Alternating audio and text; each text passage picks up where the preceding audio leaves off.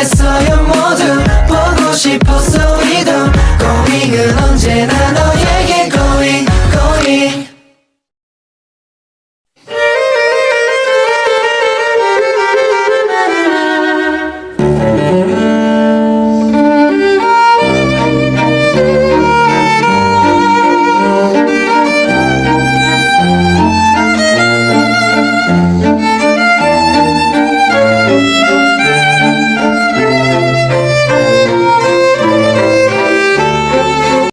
Halo semuanya, kami dari kelompok 2 ingin melakukan penelitian tugas sosiologi. Saya Muhammad Riandadi Pranata, absen 20. Saya Mas Fariji, absen 2. Fahri, absen 12.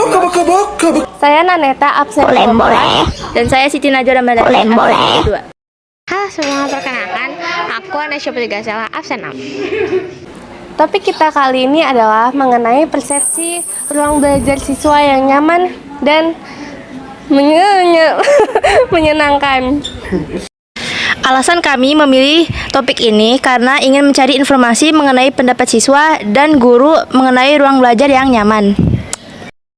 Wawancara narasumber kali ini adalah anak kelas 10, 11, dan 12 dan juga salah satu guru. Markiwan, mari kita wawancara. Pertama, saya akan mewawancarai kakak kelas 11. Kalau boleh tahu, kakak namanya siapa ya? Nama aku Marsha dari kelas 11 nah. Oke, jadi di sini aku mau nanya. Pertanyaan pertama itu, menurut kakak nih, lebih nyaman belajar di luar atau di dalam kelas sih? Kalau dari aku sendiri sih, aku lebih suka belajar di luar kelas ya. Oke, yang kedua itu, kenapa sih kakak tuh lebih nyaman di luar kelas gitu?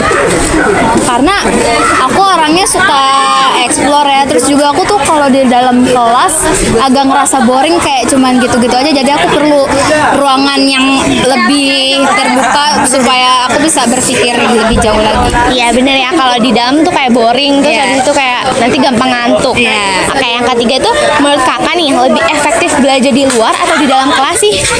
Sebenarnya tergantung anak-anaknya ya, karena sebagian anak-anak murid pasti ada yang suka di dalam kelas, ada yang suka di luar kelas. Jadi ya tergantung diri masing-masing aja. Ada yang kalau misalnya suka di dalam kelas ya udah di dalam kelas, kalau suka di luar kelas di luar kelas. Yang terakhir nih kak, menurut kakak mapel apa sih yang suka belajar di luar kelas?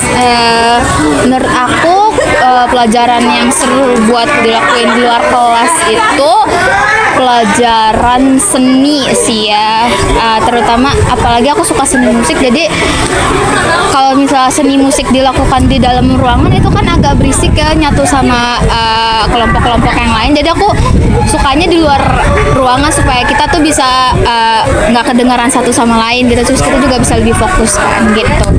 Terima kasih ya kak sudah menjawab pertanyaannya. Sama. Kalau wawancara kedua, saya akan mau mewawancarai kakak kelas 12. Kalau boleh tahu namanya siapa ya kak? Nama saya Kenja Aprilian dari kelas 12 4.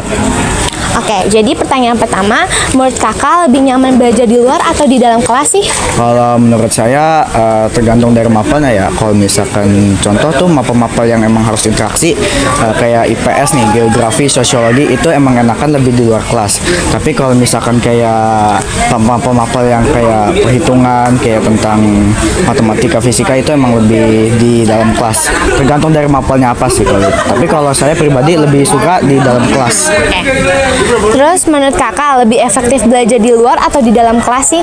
Kalau menurut saya efektifan lebih belajar di dalam kelas. Soalnya kalau di luar itu pasti orang-orang bisa pergi kemana-mana.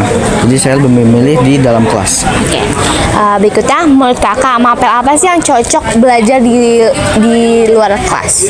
Mapel yang cocok berada di luar kelas itu kebanyakan sih mapel-mapel IPS ya, seperti kayak ekonomi, sosiologi, geografi. Tapi pun di IPA juga ada. Contoh itu kayak biologi dan fisika, itu bisa di luar kelas kok. Terima kasih ya kak sudah menjawab pertanyaan kita. Jadi ini wawancara ketiga. Kalau boleh tahu namanya siapa ya? Nama aku Salah Zeka dari kelas 11 1. Oke, aku akan ngasih kamu pertanyaan. Yang pertama, menurut kamu nih lebih nyaman belajar di luar atau di dalam kelas sih? Kalau aku lebih nyaman di dalam kelas, soalnya kayak lebih pertama adem, kedua tuh kayak lebih enak aja gitu loh, rapih gitu. Oke. Terus yang kedua, menurut kamu lebih efektif belajar di luar atau di dalam kelas sih? Kalau aku lebih dalam kelas sih, soalnya kalau dalam kelas kan tertata rapi, terus kayak kalau misalnya itu apa ruang lingkupnya tuh kecil, jadi nggak terlalu repot gitu loh kemana-mana. Oke. Terus yang terakhir, menurut kamu nih, mapel yang cocok untuk belajar di luar kelas tuh itu apa sih? Menurut aku sih biologi ya, soalnya kan kalau biologi kan ada yang misalnya tanaman, terus jamur yang lain-lain, itu enaknya di luar. Kalau di kelas tuh kayak susah gitu. Oke, terima kasih banyak ya. Sama. Selanjutnya kita akan mewawancarai salah satu guru yang ada di SMAN 93. Sorry Bu, kalau boleh tahu Ibu namanya siapa? Nama saya Nadia. Saya izin mewawancarai ya Bu. Iya. Jadi pertanyaan pertama adalah menurut Ibu lebih nyaman mengajar di kelas apa di luar kelas sih? Kalau menurut saya sih lebih nyaman di dalam kelas ya, karena kan kalau saya tuh mata pelajarannya sejarah, jadi kalau mau keluar sekalian tuh agak bingung mau belajar apa. Tapi kalau misalnya pergi ke museum atau ke tempat-tempat bersejarah tuh akan lebih baik. Cuman kalau lingkupnya sekolah ya lebih nyaman di sekolah, di kelas aja. Oh iya, berarti kalau misalnya keluar itu ke luar sekolah ya? Iya. Terus menurut Ibu lebih efektif belajar di kelas apa di luar kelas ya? Kalau menurut saya sih ini lebih ke tentatif ya, opsional gitu jawabannya. Kalau misalnya kita mata pelajaran kayak olahraga atau mungkin biologi itu bakalan lebih efektif di luar kelas. Ya, Tapi tergantung pelajaran ya. tapi kalau misalnya kayak matematika terus juga sejarah itu kan lebih efektif di dalam kelas. Baik, mungkin sekian yang bisa saya wawancarai. Terima kasih Ibu sudah meluangkan waktunya. Iya, sama-sama. Kasih juga. Kita AAF Ahmad Adi Fahri mengucapkan Terima kasih sudah menonton. Jangan lupa like, subscribe, and share. Oke, jangan lupa like, comment, and subscribe.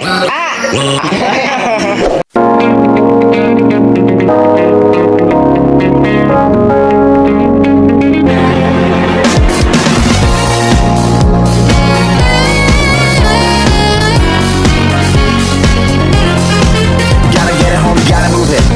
If you gonna do it, then hope I need to jug it. Everybody just talk, nobody really do it. 넌 나를 야루마다 시도해요 힘이 드니.誰かと確認なんて不要。自分の大事だけで break the rules. Thought that I fake. Ini udah mulai. Terima kasih yang sudah menonton. Jangan lupa di like dan komen. Cepetan, cepetan. Cepetan. Gimana sih ngomongin? Terima kasih yang sudah menonton. Jangan lupa like dan komen. Ya. Satu, dua, tiga. Bobat. Terima kasih untuk jangan lupa like, comment, and subscribe dan juga like-nya.